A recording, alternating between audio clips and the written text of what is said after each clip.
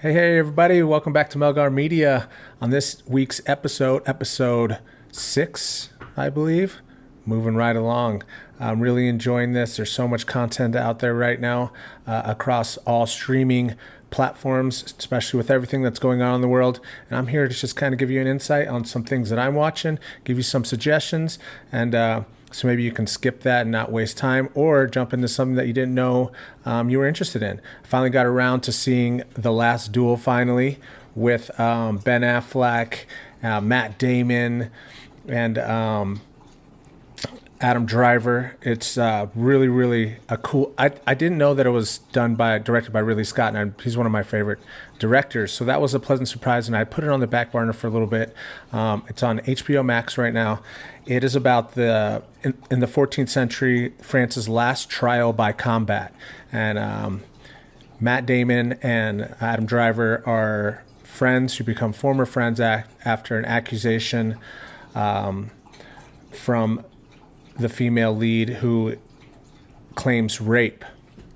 Yes, it's a pretty serious charge. So, in order to come to terms with this and to get a resolution, Matt Damon challenges Adam Driver to a duel. Just like a lot of Ridley Scott's previous films, Gladiator, Robin Hood, anything that are period pieces, he just dives in so hard.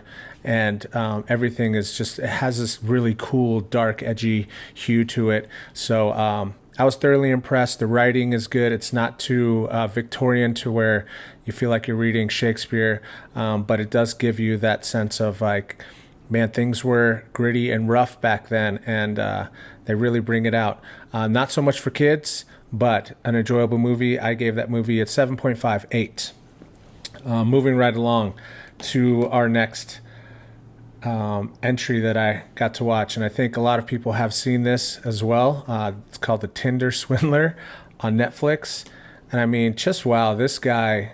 This is about a scumbag basically who's posing as a wealthy, jet-setting diamond mogul, and he wooed women online on dating apps, and then conned them out of millions of dollars.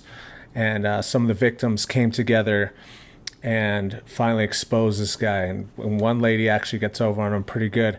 I don't want to give anything away, but definitely worth a watch. You're going to be sitting there the whole time saying the same thing over and over again, like, what?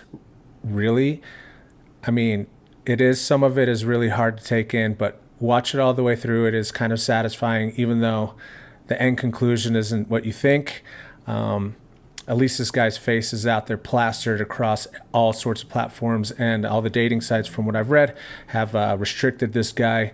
But I mean, here's a picture of the assailant. So if you see this guy while you're swiping, block, swipe whichever way you're supposed to swipe to not match with this guy, or else, I mean, get out your checkbooks or your pocketbooks or your credit cards, because his enemies are coming for you. If you know, you know. But yeah, I mean, it was a well done series, and I'm glad that that Netflix took on this project for awareness. It came out on February 2nd, and I gave this an 8, almost a 9, because it's just so, it keeps you just like wanting to know more about how this guy got over on so many people. And yeah, both sides, 3 sides, 4 sides, 5 sides of the story from the victims. Is, you know, the guy is not in it, but yeah, worth a watch. And next, Euphoria, episode 5. I mean, Zendaya does an absolute amazing job, and I mean, breathtaking, award-winning performance, I believe. And if you've ever been in the presence of something that she displays on TV, drug addiction, and the desperation that comes out of it all, and the decisions that you make, if you've been around it or seen it firsthand, you understand that she does dive into it and puts her all into this performance.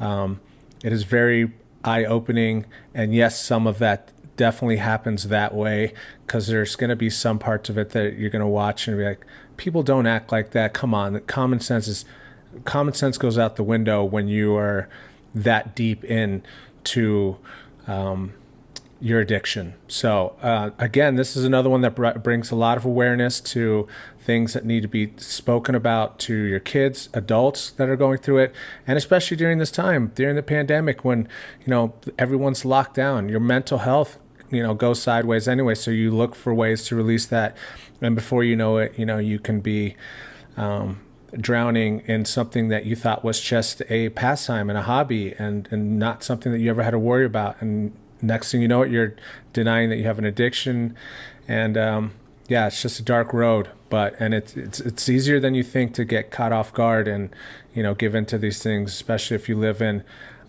areas where social life is just in abundance. So I gave that episode a 9, almost a 10. She did a phenomenal job. Some parts are hard to watch, definitely not for kids, but it is good, eye-opening, and awareness of what's going on in some kids' lives. So yeah, go to HBO Max and watch that. I did do a separate review for Boba Fett, the finale, and that link will be below, just because I know I went off on the end of last episode, and it definitely took up some time. So, and I'm sure a lot of you aren't even into Star Wars. So, short but sweet episode today.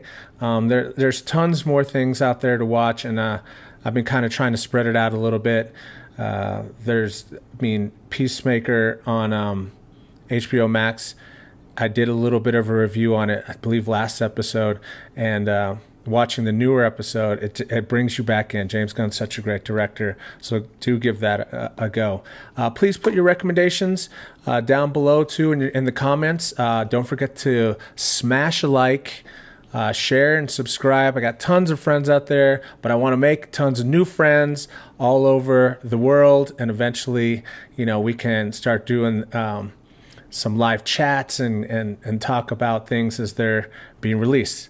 With that being said, have a great day. Please be good to each other. Take care of each other. Have those serious conversations with your friends. Let them recognize, because if you don't tell them, who will? And sometimes it's not an easy conversation, but sometimes just hearing it from your peers and your friends puts it out there, and people start looking at themselves in the mirror, and the help is just a text or a emoji away. So much love. Talk to you soon. Peace.